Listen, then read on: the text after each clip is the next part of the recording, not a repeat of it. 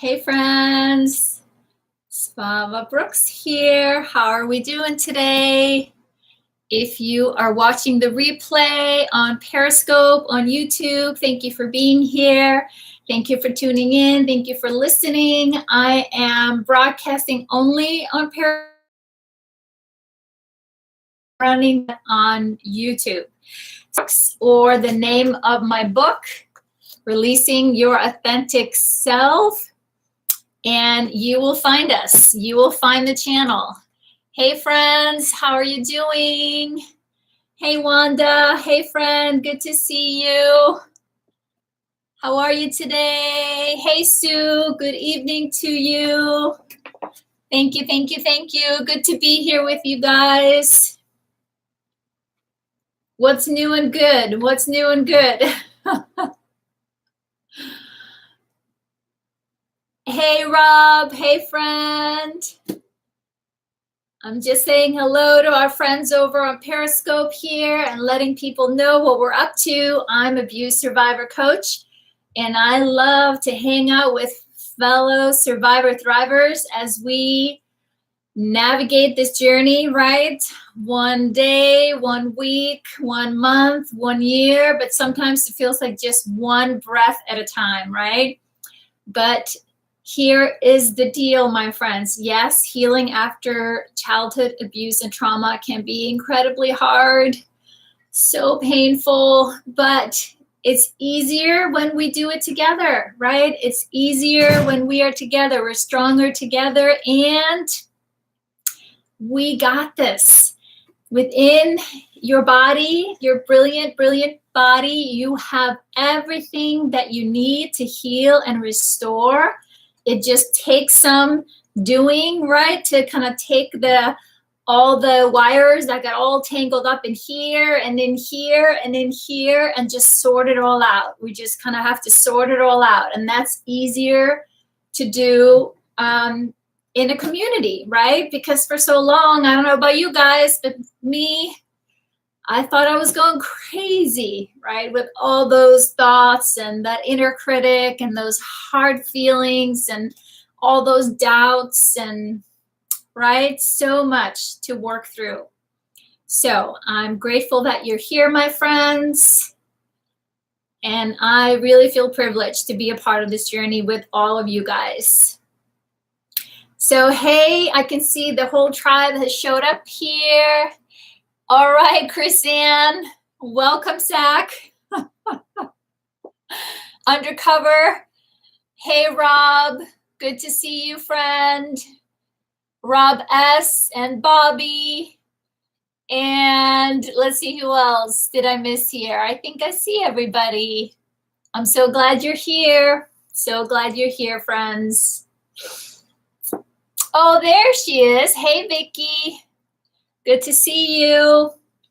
I was loving the conversation about in the Facebook group where you guys were sharing. See, I need it. I've forgotten what I was gonna say. We were talking about coconut oil. We started yesterday, right, talking a little bit about food, and so I'm excited when that shows up regularly for us. Part of healing is also learning to take better care of this body, right? Your biology, this home, this house, your temple that is carrying your beautiful heart and your spirit. And so part of that is we have to learn to take good care of it. So sounded like you, Vicky, are on coconut oil kick. Not only in the kitchen, but also in the bathroom. Yes, exactly, right? Right. Hey, Karen. Hey, friend. Exactly. And unfortunately, right, Vicky, you're not alone.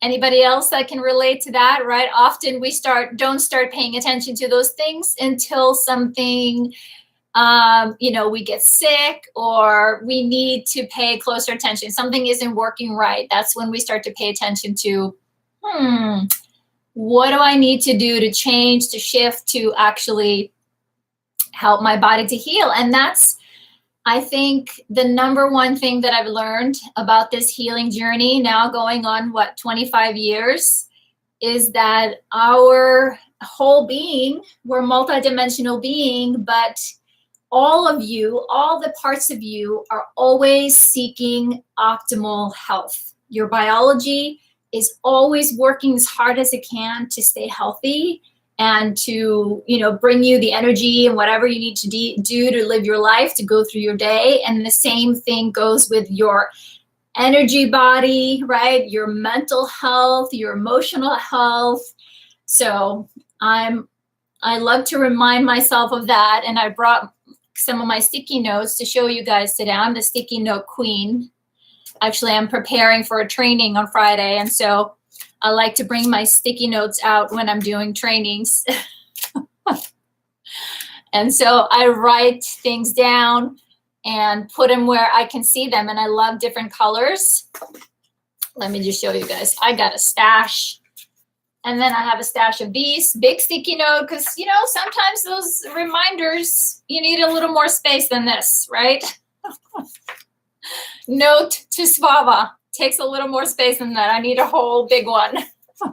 So I have these in a few different colors. So anyways, I've been cut off from the office supply store for a little while. So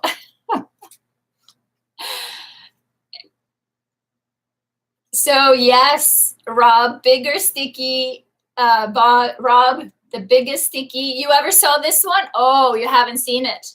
I'll be bringing even bigger ones to our retreat in April. I have sticky notes that are as big as, like a, what would you call them? Like a poster paper.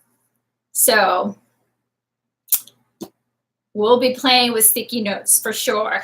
And like I told you guys before, with these, I like to get them in different colors, right? When we play with mandalas, right? I also have a star one. I don't know where my star is right now here, but, and then this one I like to have in gray or blue, because sometimes this is the awareness. This is something that I'm just learning about myself. Yes, exactly, Sue.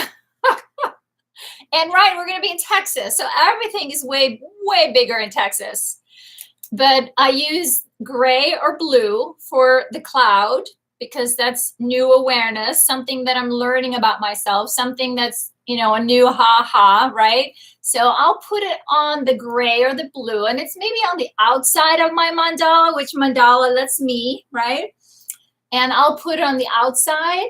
And then I have a star, a yellow gold star, that I will move from here onto the star when I recognize I'm starting to internalize something, meaning I'm taking something that was just like, what do you know, right? It's like I learned something new about myself. I did not know that I didn't know that I knew this, right?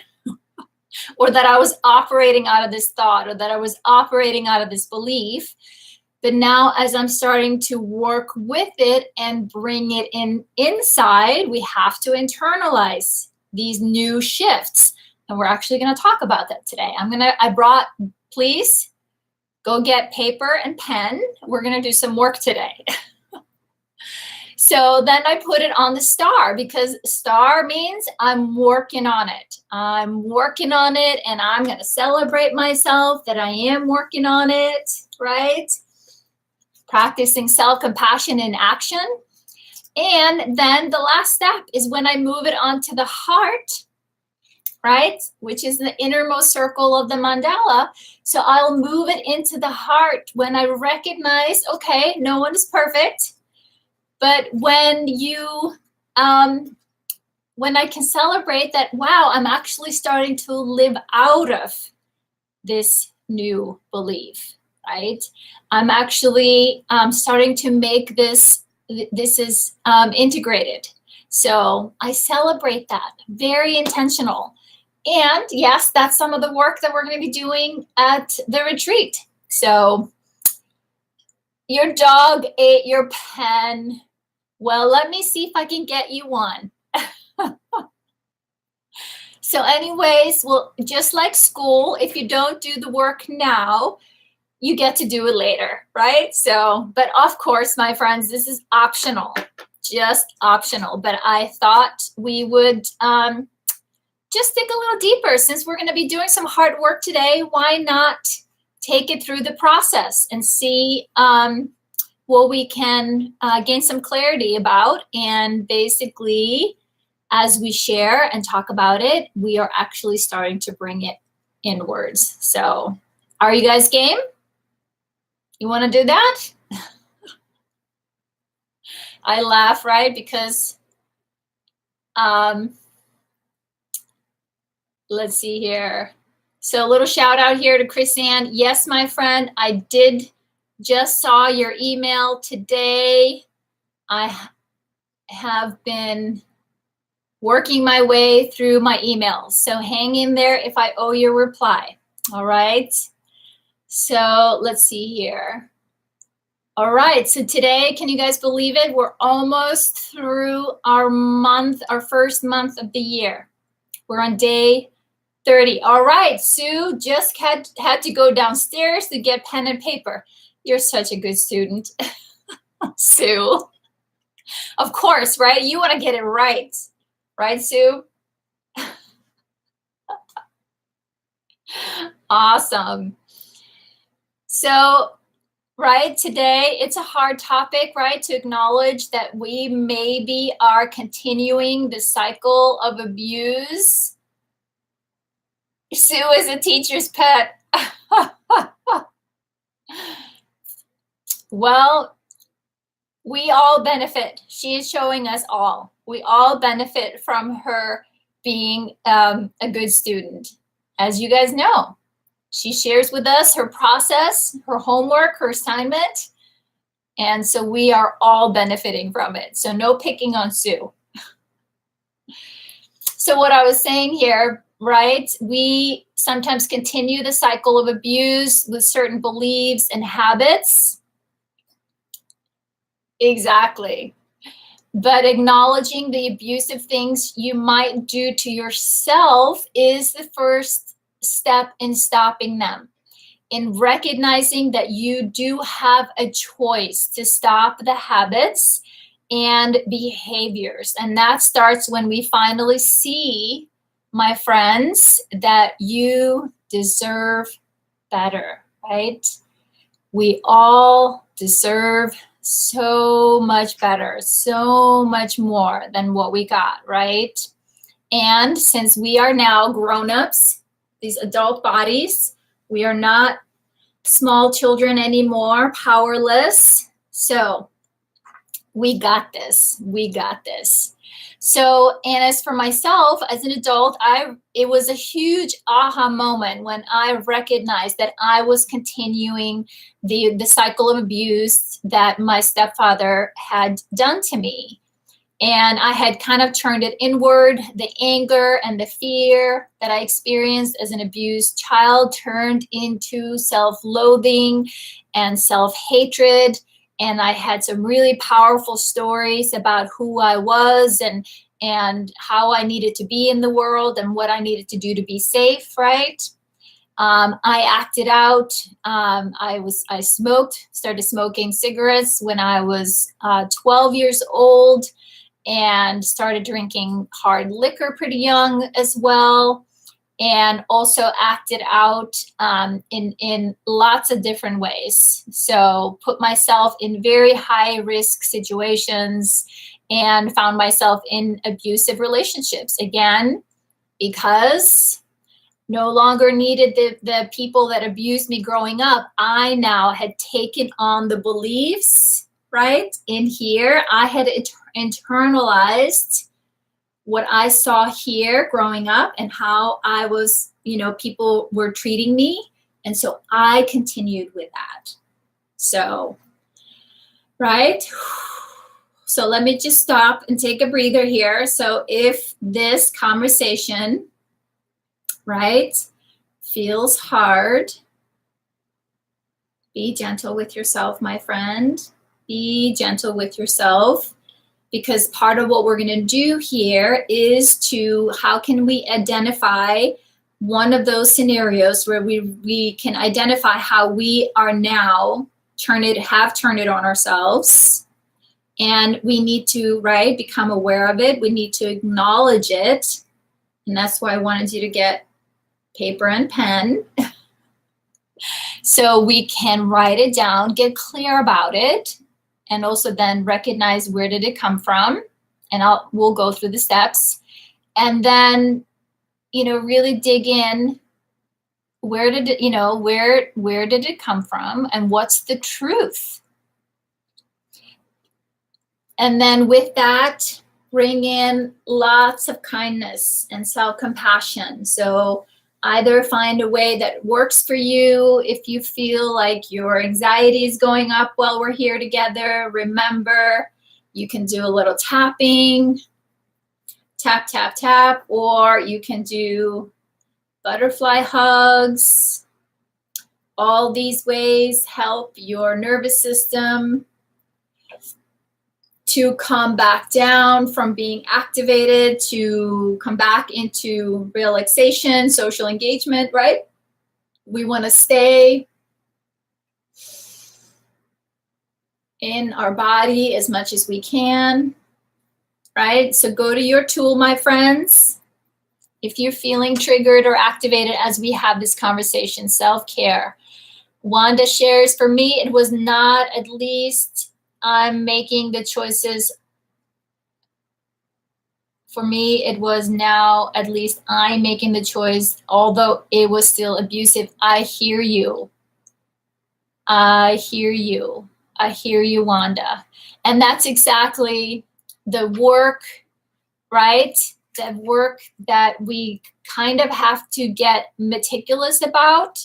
And it can feel really, really frustrating and overwhelming, is to kind of drill down to, the self-harm or the hurt that we keep inflicting on ourselves. Like I said, no longer is it somebody else doing it, but yes, we are doing it. And it is exactly because deep down, we believe them. Right? We believed that we were that bad. We believed that we were, it was our fault, that somehow we were inherently bad, right? So it takes time, my friends. And again, as we go through this process, is to be mindful of your self-regulation, right? Stay as grounded and present in your body as you can. So, and be gentle with yourself. I know I'm like a broken record. So this is how we change our negative beliefs. Let's see here. So the two questions for today were, how does self-loathing and self-abuse manifest in your life now? And what kind of abusive things does your inner critic say to you? These kind of go hand in hand. And a few of you have seen this process. I've sent to you guys these steps that I use to help get clear about those negative beliefs, right? That then run our mind.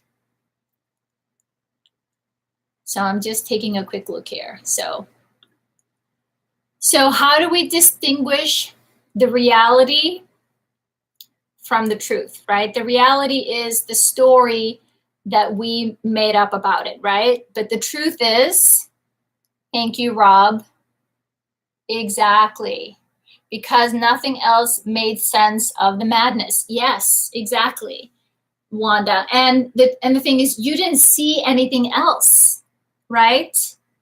Humans, right? We do what we see. Our coping strategy, our coping mechanisms, our way to numb, disassociate, yes, but we see what's approved in our environment. For me, smoking, everybody smoked. That was a culturally approved way to numb my pain. So I grew up with a lot of people smoking around me. And yes, right, I was up to 2 packs a day by the time I was in college. nicotine was one of the main ingredients, or they used to have in antidepressants, right? Vicky, right? You lived a double life. I hear you on that one, right? We had a face to the outside world, outside of the house. And when we were home, there was a whole different thing going on, right? So basically what I'm inviting you to do here, right, is to take something that happened, something that was done to you. And here's an example that I've used. And so if from your writing today, and I'll go through your sharing, but keep this in the back of your mind as we go through what you guys shared here. So the steps that we're going to go through is to write down what happened, right? And so for me I was abused, right? The truth that I assigned to it, what did I make it mean? The second step, write it down. I made it mean that I am bad. And when I say I am bad, inherently bad, like that was what was underneath all my shame, not because I was abused, I was bad, right? Like not just my behavior, but inherently this, what I saw and felt and heard, right, was bad, inherently bad. So number 3, the fear or the lie, right, is that my fear was that basically that this was the truth, that I was bad, but it was a lie. I wasn't bad. That my fear that I was protecting also and resisting looking at, because I believed it. I thought that I inherently was bad. That was my fear. That no matter what I did, that I was always going to be bad. So the next step, the real truth that empowered me, right? I am, and then fill in the blank. You can put in valuable, healthy, good enough, lovable, right? Kind, happy, in spite of what happened. And then the 5th step is, what steps are you going to take to start to live from the real truth, right?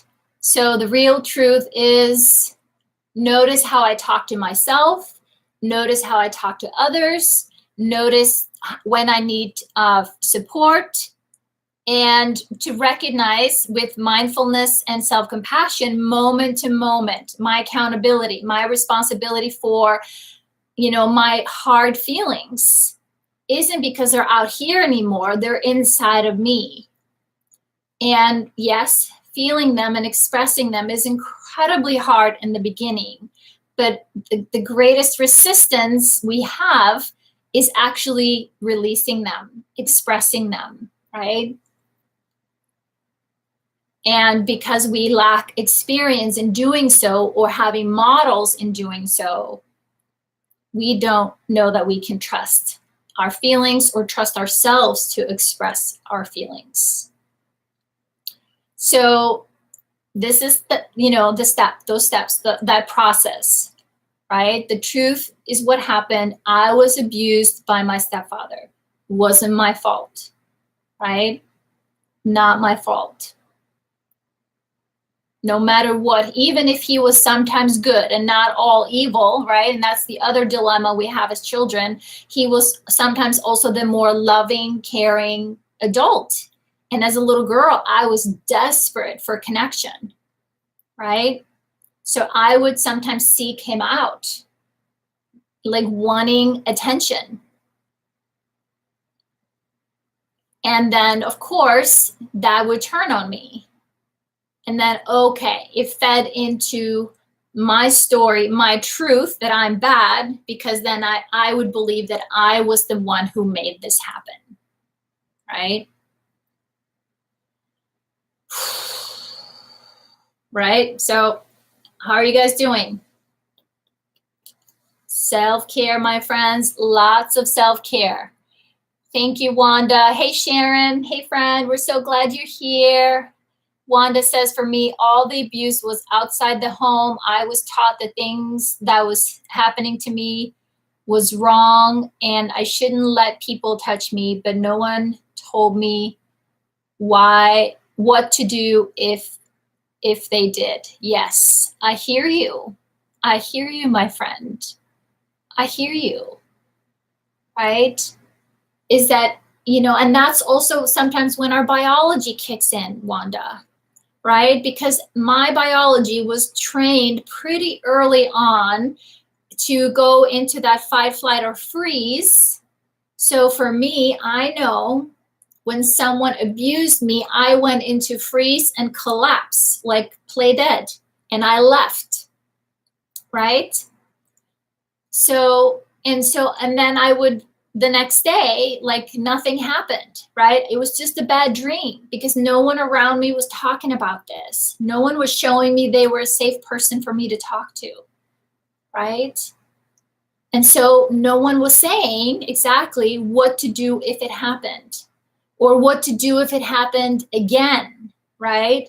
And by the time I started recognizing what was going on, it'd been happening for so long that I felt excruciatingly, bad because I felt so ashamed because I thought it was me.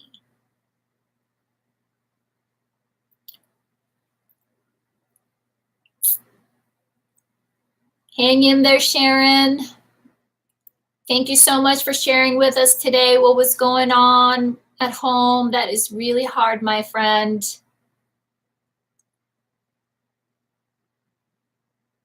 I hear you. Exactly, Rob. Exactly, right? Exactly, right? When they say, oh, you're just going to fight back, or when people say, well, that would never happen to me, right? That would never happen to me. I would fight back, or I would run, or I would whatever, right? The truth is you don't know.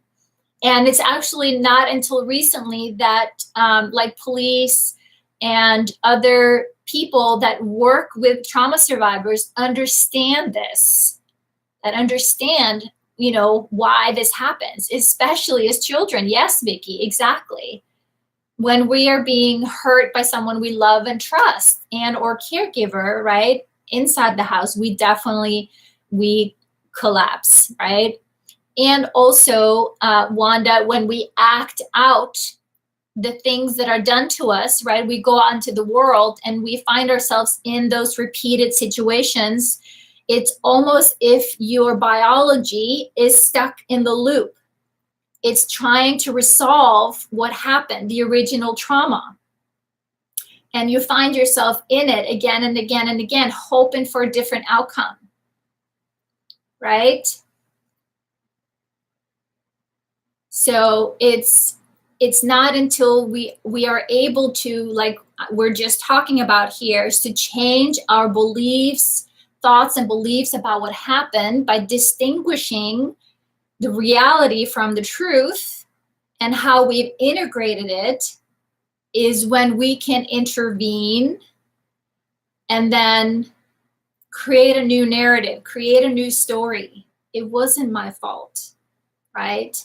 And the acting out that I did as a teenager, right? Yes, I would go drink way too much until, I was barely, with it, barely aware of my surroundings, right? Does that mean that I was responsible for what was, happening to me? No, I wasn't, right? So it's an ongoing dialogue, an ongoing conversation that we need to have with ourselves, because in our mind, we have a long list of the truth that we assigned to why we were bad. We have a lot of good stories, a lot of stories. And we want to be right about those stories because we've built our whole internal structure around controlling this narrative, even though it isn't working for us anymore. It's against us. There you go, Rob. Everyone's a Rambo until they get into a situation and the adrenaline response kicks in. Yes, I hear you. I hear you, Vicky. I hear you.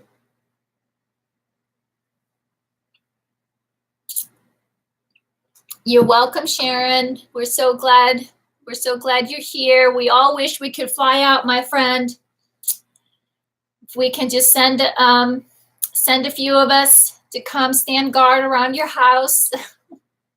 I'm so sorry. That's really nerve-wracking what you're going through. But I hope you find a way to resolve that. So I hope our suggestions were helpful to you, my friend. So let's see here. I'm going to turn to the comments. Chrisanne shared with us. She says, I don't believe in, I self-loathe. I do self-harm by binging and purging and abusing laxatives. It's control and self-punishment all in one. I don't do it because of my weight. I do it because of my self-esteem or the lack thereof and feeling not worthy. I hear you, my friend. I hear you, my friend. Thank you so much for sharing that with us. You are not alone, my friend. You are not alone. She says here, my inner critic, she has a lot to say, especially over the past few weeks, just not able to conquer her. Lots of you are not worthy, right? So for you, Chrisanne, right, and the next one here is you're not good enough.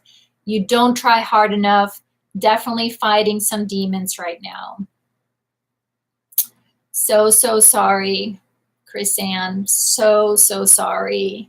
So, you know, kind of along the lines that I was just talking about here is to distinguish the reality from the truth here is to drill down to, you know, write down you're not worthy, right? Write that down and then, you know, dig a little deeper. It's like, why do you not feel worthy? And it makes sense, right? Here, you know this, right? Yes, you know. But there's a magic in journaling. There's something that happens when we write it out, when we get it outside of ourselves. We can separate it a little bit. So if you could write that down for yourself, I don't feel worthy or I'm not good enough. I think everybody here can raise a hand to, yep, I got that one too. Because those are kind of a lot of them just drill down to those. There's a few key ones that we all struggle with.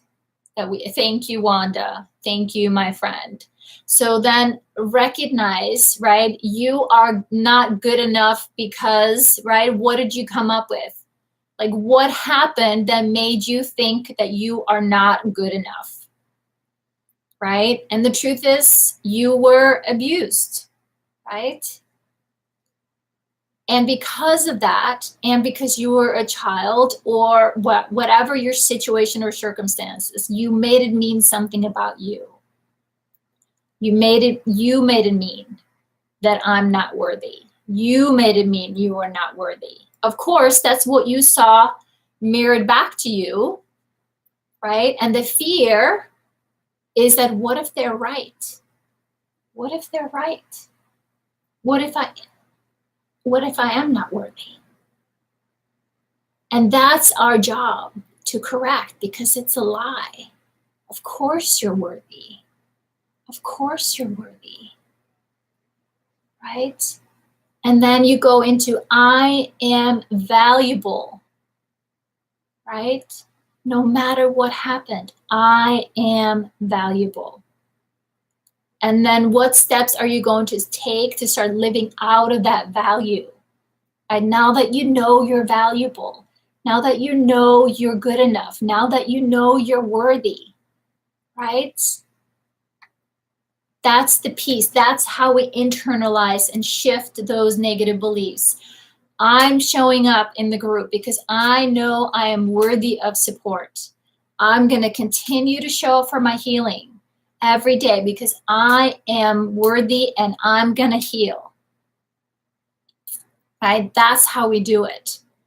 Like your gratitude list, your self-care. That's all your affirmation, living out of this is me, right? This is me proving I am good enough.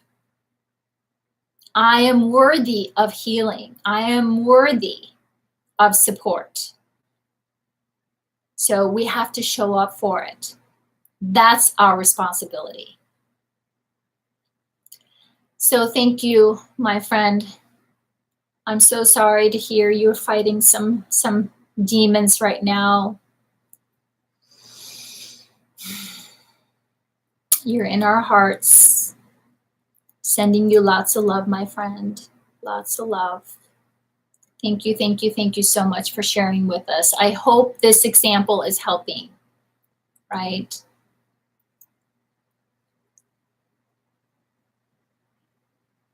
I have pictures of myself and will avoid a camera. I don't look in mirrors. I hear you, Rob. I hear you, my friend. You're not alone. You're so not alone. Who else? A few of you have had conversations with about this. Yep. Exactly. Right?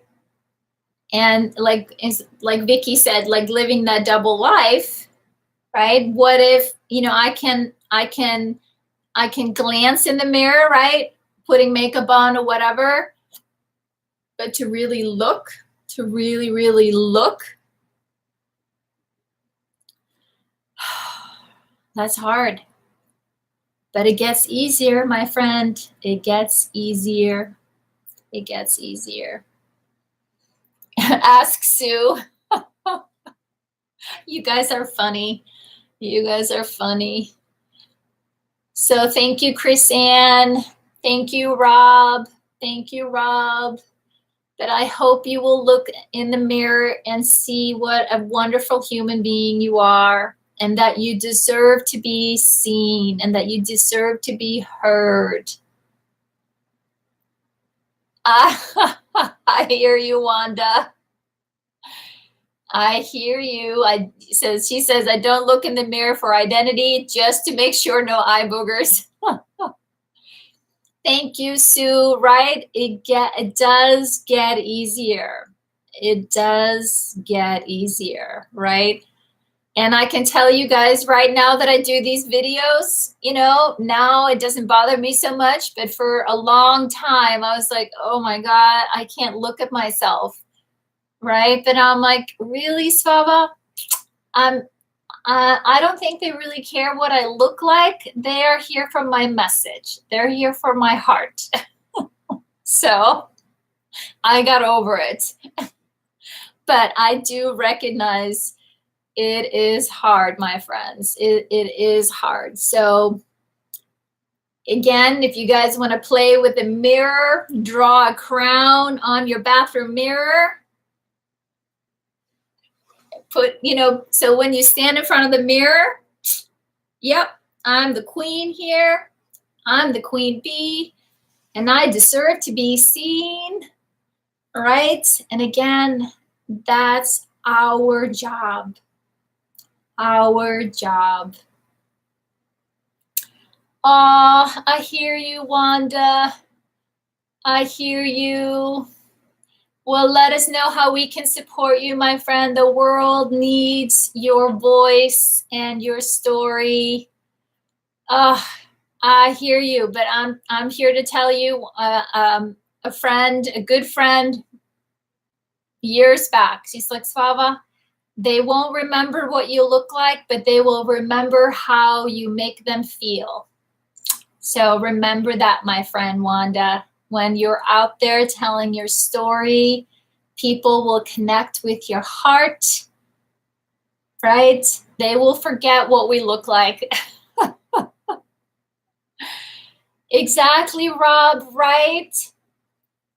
If I can't look at myself, how can I expect others to like or even talk to me? That's part of it. That's part of it. right? Is that we have to be willing to see ourselves. We have to be willing to see ourselves. And that's part of it, being allowed to take space. We are such good at hiding.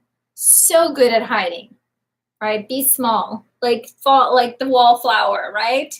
But doesn't work anymore. We have to be seen. Take some space, my friends.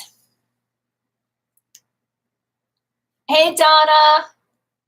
No, Wanda. No, Wanda. Can't do it for you. You got this, my friend. You got this.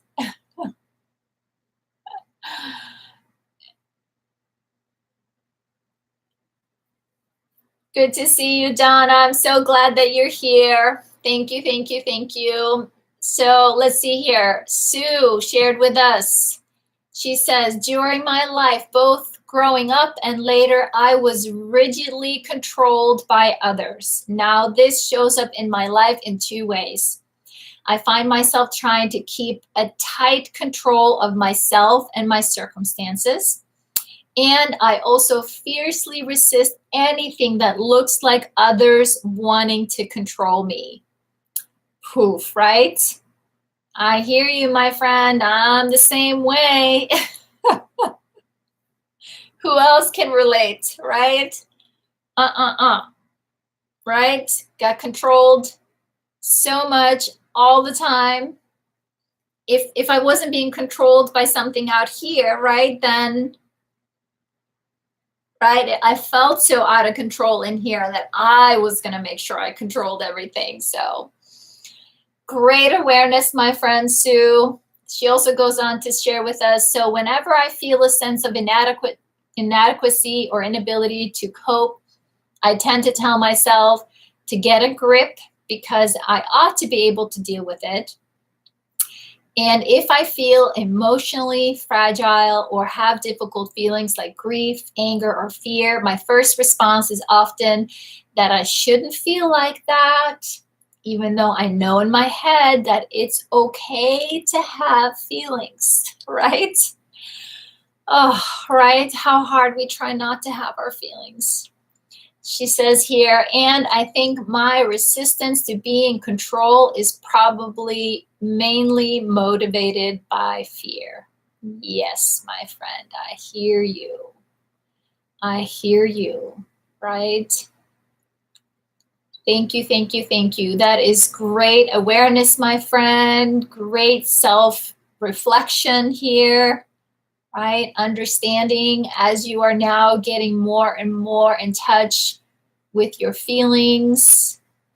Yes, those old habits, right? That inner voice, that inner truth that really is a lie, that no, you're not allowed to show weakness. You're not allowed to show your feelings. You're going to get in trouble, right?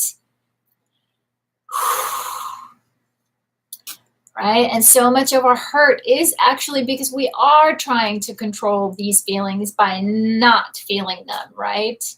And of course, slowly working with our nervous system that has no idea what that looks like or sounds like or feels like, to ease into it, right? Ease into it. Just put our toe into the water and then come back. Okay, I can feel a little bit more. Okay, and come back. Okay, I can feel a little bit more and then come back. So, well, you're doing a beautiful job, my friend Sue, and what a blessing you and gift you gave to us when you allowed us to sit and support you while you were going through some grief. So, right, I know it was hard, but it was a gift. It was a gift to all of us. So thank you, thank you, thank you, thank you. Our vulnerability is where we find our strength and our courage. It is. Let's see here. You guys are saying hello. Let's see here. Awesome. Thank you, friends. Yes, of course. Of course. Go for it, Donna. Of course. Share away, my friend. I'm doing my best to catch up and navigate your comments and chats and the video all at the same time. I'm doing pretty good. Doing pretty good today. So let's see here. Vicky shares with us. She says, I used to self-loathe by some of the same as you, allowing myself to be abused, putting myself in dangerous situations, using drugs, sometimes mixing them, playing Russian roulette to see if I'd wake up the next morning. When my kids were living with my mom, I attempted suicide at 16. I'm sorry, my friend. I'm sorry, my friend Vicky. That's a lot, my friend. And I just want to say something here, Vicky, that you never allowed yourself to be abused, right? Abuse is never your fault. Right? So I'm just wanting to invite you, right, to notice how we write about things, right? I used to talk about my abuse, right? And my abuser, right? We need to find a way to separate a little bit. And you guys may still hear me say those words, but we're trying to separate a little bit about, like, no, not my fault. So I'm so glad that you're here. She goes on to share with us here, now I eat sugar, gluten, all the things I know that are bad for me. I let the inner critic take over. Yes, good, Vicky, good. I hear you, and I know that you know. I just wanted to acknowledge that, okay? So I know that you know. She says, I let the inner critic take over for a while, or I just disassociate altogether. The abusive things I tell myself are that I'm not worthy, that I'm not good enough, that no one loves me, everyone dismisses me. It's easy for them to treat me any kind of way. They don't even consider how badly it hurts. I will stay in bed all day and just say, screw it. Sometimes I've wondered why I'm alive and contemplated suicide, although I'd never do that. But my body is paying for all that I've done and all that has been done with my illnesses. I hear you, Vicky.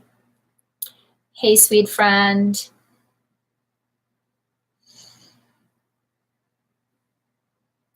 I'm just sending you lots of love, my friend.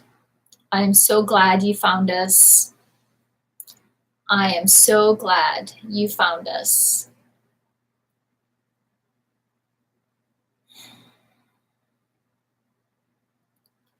Right? You are worthy, my friend. And we see you. We hear you. We feel you. I don't know if you can feel this, Vicky, but my heart, there's just this beam of warmth coming from my heart to yours. You can receive if you like, just by saying yes. Yes, you are here for a reason, my friend. Yes. We are all sending you love, my friend. Yes. We are so glad that you're here. And as, right, I know you're feeling this, right? Opening up to receiving the love. And part of the work, right? The heart work, the hard work is to recognize all the ways that we tell ourselves that we're not worthy, right? So if you can take all of those, right?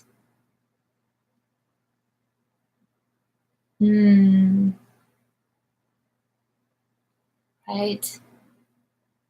Take all of those. Not worthy, not good enough, no one loves me, everyone, yes, they may look as if they're true to you, right? But inside of you, they feel inherently true. So our job is to, where did this come from, right? And how can I exchange this horrific lie for a truth that serves me now, that serves me and my body and my spirit and my heart and the love that I'm here to give and to receive, right?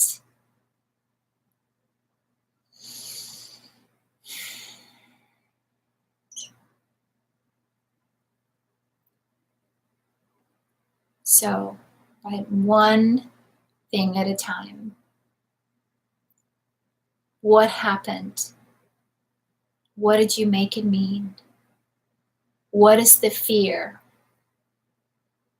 What can you decide now that you know the truth? Right? And then how can you start to live out of that new truth? Vicky says here, I had a very good friend delete me off Facebook today after asking her to respect me, and it really hurt. I'm sorry. I'm sorry, my friend. That would hurt. Yeah, a very good friend. When we ask them to respect, they should honor that. They should hear you. I'm sorry, Vicky. I'm sorry, my friends. But sometimes part of this journey, we do outgrow people, or people will push back. When we decide to stand up and set a boundary and speak up for ourselves, people sometimes will push back. Because if we change, exactly, Rob, right? If we change, then that means they have to look at something, that maybe something needs to change on their end. And they are used to us being the way we are, and they don't want us to change. It is very hard, Vicky. So I'm really sorry. But I want to celebrate you for speaking up, that this is you living out of your new truth.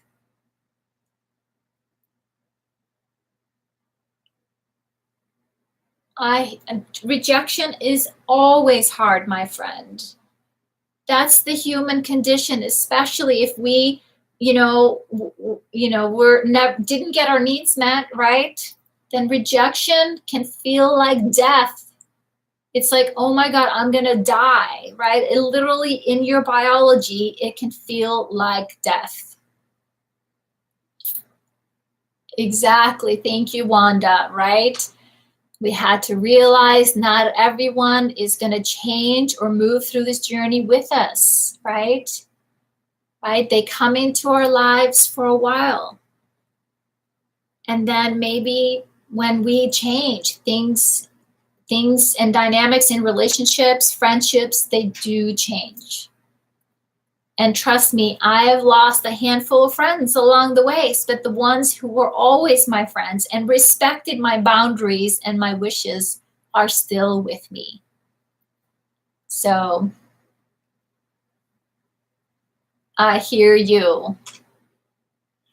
Well, Vicky, and again, I think I could call on everyone here and say we are all very highly sensitive creatures, and that was something we developed because of our environment. We became highly attuned to other people, or is this safe, or do I need to get out of here, right? And so as coping strategy, in the beginning, it was great. But then after a while, we're like, okay, nope, no more. I'm bowing out. That's why I have shared with you guys, I am fiercely protective of my inner circle, my family, my private space, right? It's like I have to. I have to. And that is okay. So there you go, Rob. Exactly. So thank you, Vicky. Again, we are so glad that you're here with us. Let's see here. All right, I need to speed it up here. A couple more shares. So Wanda shares with us, my self-harm and or loathing is more emotional now than physically. I'll shut myself off from others only to listen to those critical thoughts. During those times, I hear no matter, I'm sorry, I need to slow down and read this again. No matter what he wants, you're not as good as everyone else. You deserve to be by yourself. After all, you're disgusting. Oh, I'm so sorry, Wanda. That hurt just reading that. That hurt just reading that. My friend, I hear you. And those critical thoughts can be so brutal, so brutal. So I really want to encourage you, right?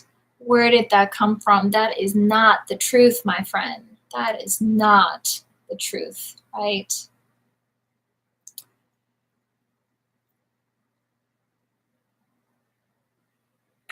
I hear you. I hear you, Sharon. I know. I hear you. That is hard. I hear you. It's hard when we have those flashbacks, right? It's best we can do is to stay as grounded as we can. Exactly. Exactly, Donna, right? Yeah. So Sharon, my friend, do your best. I know it's easier said than done to find a way to stay grounded, to remind yourself and your body, right? Either through tapping or moving your body. Pull out some cards in front of you to remind you this is not happening right here, right now. Your brain, the part of your brain that remembers those things, does not know the difference between the past and now.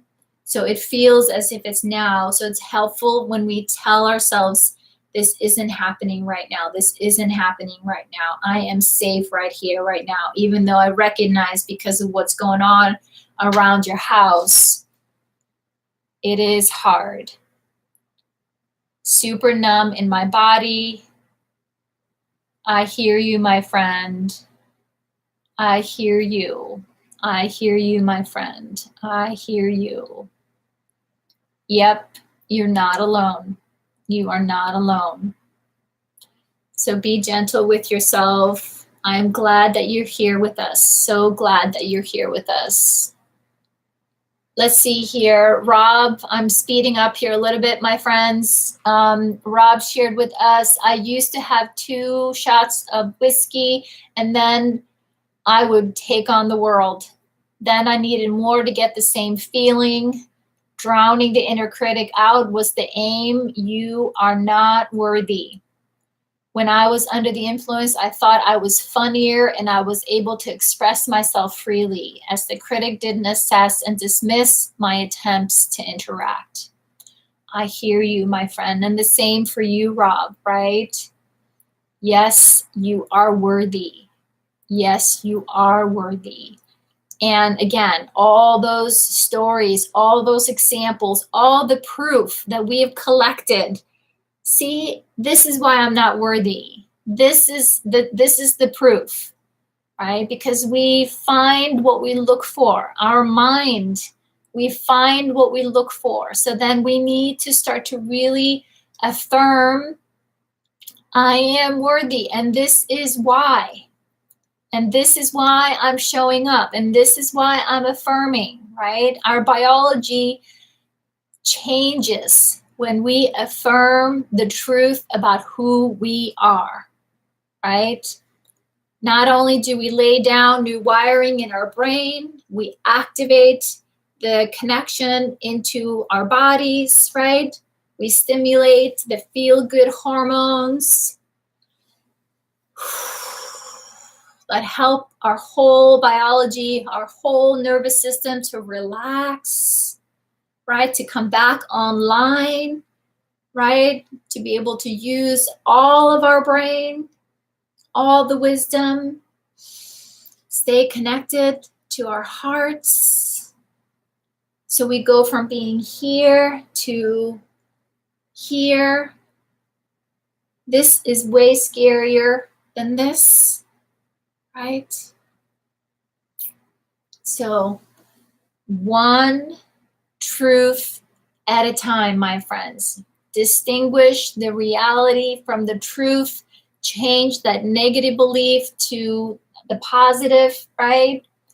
And that's how we silence the inner critic. That's how we silence that inner critic. So go ahead, Donna, you said you had something you wanted to share. I'm going to also read what Donna shared with us. No, I mean, Lori shared. Too many moving parts today. So thank you, Rob.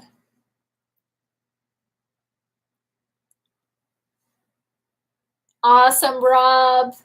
Awesome, Rob. You got this, my friend. You got this. I believe in you. We do, we do, we do. Lori shares with us, sometimes if I am really down, I'll abuse alcohol if I think it will agree with me. But most often, I fancy the thought of death. I used to focus on suicidal methodology, but now I have enough wrong with my health. I know my days are somewhat numbered, so I just fantasize about what heaven might be like, and it is a real pick me up. You're gonna make me cry, Lori. I just pray when this brain herniation thing has a major mishap, it hemorrhages and doesn't clot. Like I don't want to wake up paraplegic, unable to communicate, wearing diapers and bed sores for 15 years.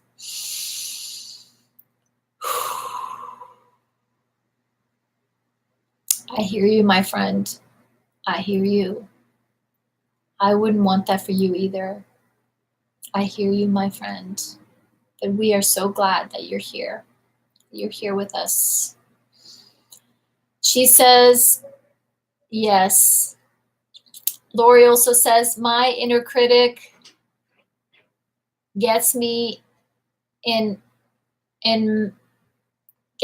head when I draw or paint. It tells me I can't do things I'm attempting or that I'm no good. But I know that voice is a liar, yes, and I fight it out loud if I must. I don't care who listens either. I hear you, friend. I hear you. I hear you. I hear you, Vicky, right? When our health fails, it is scary. Yep. Yep. I hear you. I hear you, my friend. Right? And again, right, that's my biggest motivation for my self-care and for, you know, the exercise, the meditation, the good food, and drinking water and those coconut oils, right? All the things, right, that we can do to help our body heal. Our bodies want to heal. They're doing their best. I know there are some conditions, right, that we have learned to live with, but it's good that we can do the best we can to stay healthy, to feed our body healthy, good food. It looks like moonshine. Yeah. You want some? No, I'm kidding. All the glasses in the house were in the dishwasher, so I grabbed a mason jar.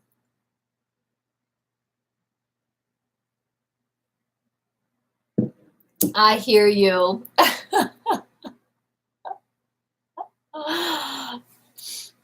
Well, we do a lot of smoothies, and I use them when I make I make almond milk. So we use mason jars a lot. So That's the only thing. I don't know how to make that yet. No.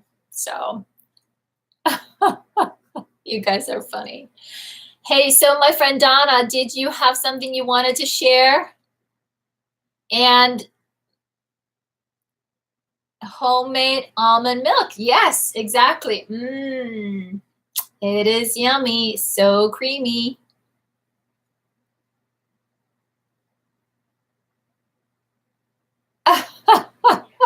Yes, Wanda. I have the real nice stuff. Okay. Did you post it here or in the...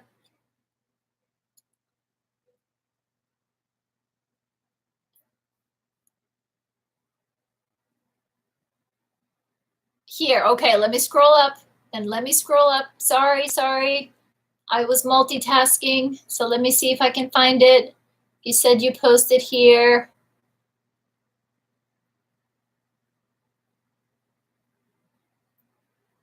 I'm scrolling. I don't see it. Donna, you just said here, Svava, maybe I can do a spontaneous share towards the end. Don't want to take away. Did you post it after that? I don't see it, my friend. I don't see it. I'm scrolling back down again. I don't see it, my friend. I'm so sorry. We are running out of time, my friend. Oh, Facebook feed. Okay. All right. Then I'll go back there. See? Let me see what I can find here. Hold on. Yes, if anybody that has to check out, I don't see it in here either. Did you put it in? Let's see. After Vicky's.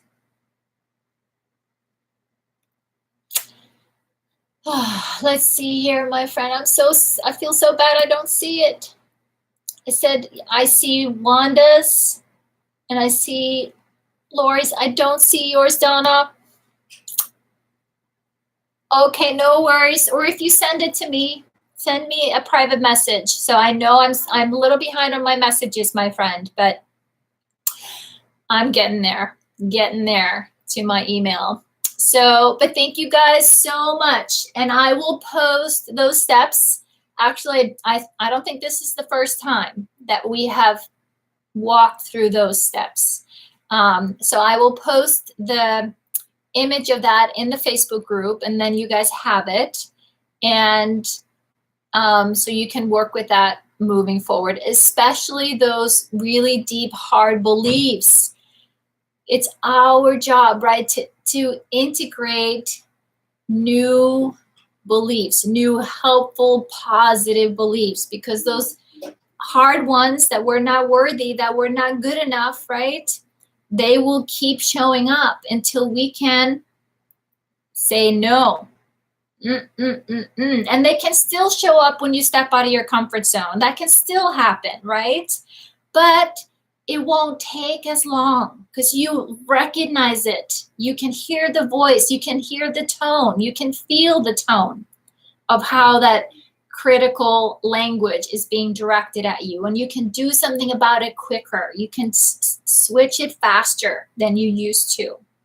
And again, it's all part of the journey of slowly changing it, right? So, well, thank you, my friends, for your beautiful, courageous share. This is our last one for this week. I will be back here on Monday. Actually, Donna, I won't be here tomorrow. It's my daughter's birthday tomorrow. We're going out for dinner, and then I'm doing an all-day training on Friday. But please send me your note. Right, Sue? Good for you to recognize that your responses to these questions were different from last year. That's awesome. So thanks again, friends. Remember, please give me a thumbs up if this video and this chat was helpful to you. And if you had any aha moments or insight that you think others might benefit from hearing from you, then please put a comment down below if you feel called to. But thanks again, my friends, for your courage, for being here, for loving and supporting each other, right? This is truly a team effort, my friends. So you are here and you already have all the things that you need to heal and restore. And we are going to be here with you and remind you until you believe it too. All right, friends. Good night, everyone. Have a great rest of the week and great weekend. And I will see you here, same time, same place on Monday.